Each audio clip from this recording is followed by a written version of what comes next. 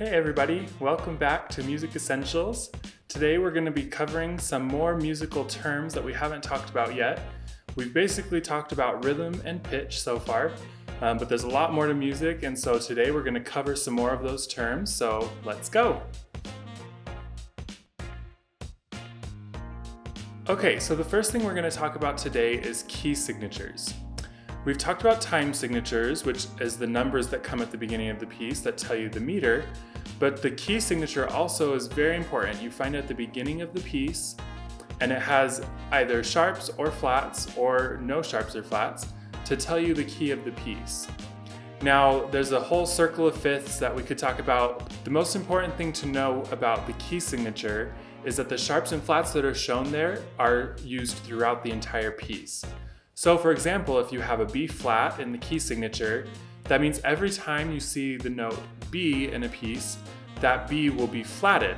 So it's very important to always look at the key signature when you start a piece so that you know which notes are sharp or flat.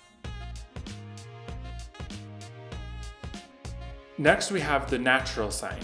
Now we've talked about sharps and flats and the signs for those, and this is a natural sign. A natural sign basically undoes a sharp or a flat.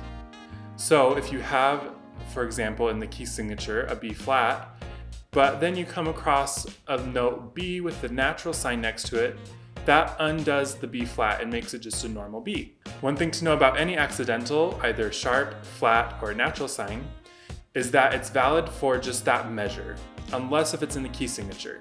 So going back to our example of a B flat in the key signature, let's say you come across a B with a natural sign next to it, that means that only in that measure is that B a natural. And anytime that the composer wants that to always be a B natural, they'll have to put a new natural sign in each measure. So that's our natural sign. Next we have dynamics, and this is very important. The dynamics are the volume of the piece, and there's a wide range from soft to loud. In music, we use Italian terms to tell us the volume. We have piano, which is soft, mezzo piano, which is medium soft, mezzo forte, which is medium loud, and forte, which is loud. We also have more than that. You can go to double forte or fortissimo, or pianissimo, which is very soft. The spectrum covers all of your dynamic ranges that you might see throughout a piece. Now these dynamics are used if the composer wants a sudden change to a new dynamic level. There's also a symbol to show a gradual increase or decrease in volume, and these are crescendo or decrescendo. They look like this.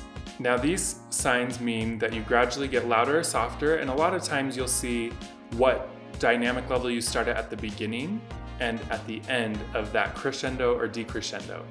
So that way you know exactly where you start from and how loud or soft you're getting by the end of the sign. Okay, next we have tempo. So a lot of pieces will show the tempo of the piece at the beginning, and this basically just tells you the speed, and it also will help you know the speed of the beat.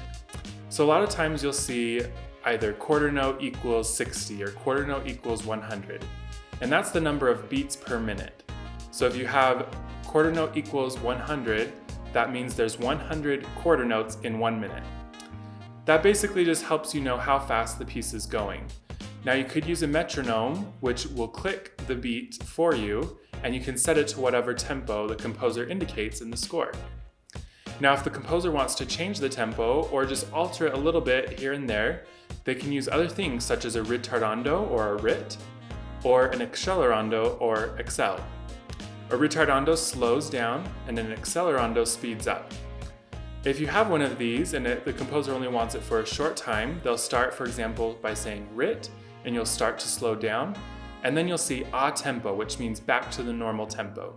There's also another sign like this, and that is a fermata. If you see this, that means to hold the note longer than its normal value. Now this symbol doesn't tell you exactly how long to hold it. That's up to you as the performer. But it does mean that you should hold it longer than the normal value of the note that it's over. Next we have ties. This is a tie. You'll see that it ties together two notes. That's why it's called a tie. A tie connects them and it adds the value of the length of the notes together. So if you have 2 quarter notes tied together, it basically becomes a half note. A lot of times you'll see this over the bar line, because if a composer wants a note held over, they have to do it that way. They can't put a half note on beat 4 in a 4/4 measure, because that would give you 5 beats in the measure. Instead, they'll have beat 4 be a quarter note tied to another quarter note in the next measure. You don't re-attack the note on the tie, you just hold it through. Next we have repeats. A repeat basically is exactly what it says. It repeats a section. This is what they look like, and you'll see them at the end to tell you to repeat back, and then you'll have another repeat symbol pointing the other way to show you that that's where you repeat back to. If there's no sign, you just repeat back to the beginning and play it through again. Another term is octave. This is the symbol for octave. This tells you to play either octave higher or lower depending on where it's placed, and it's just an easier way to show the notes rather than having a lot of ledger lines like we talked about. Often composers will use this if there's an extended passage that is outside of the range of the normal staff. Lastly, we'll have staccato and legato. These are again Italian terms to help tell us how to interpret the piece. Legato means smooth, and staccato means short. Staccato is a little dot above or below the note, and it tells you to play the note short. Legato often might have a slur, or the default is usually to play a piece legato. Now this can also apply in vocal music or any instrument, and you will always want to know exactly what the composer wants, and if he or she indicates to play staccato or legato, you want to be sure and do that. Okay, that's all the additional terms that we have for today. If you need to review any, feel free to go back and review. For your activity today, I challenge you to find a piece of music you have at home and see if you can find as many of the terms that we've talked about in this video and identify them. Just as a reminder, we talked about key signature, we talked about dynamics, we talked about tempo, the natural sign, lots of things. So if you find any of those in the piece, be sure and take a picture with it and tag the tie center. All right, well that's all for today. We'll go ahead and see you next time.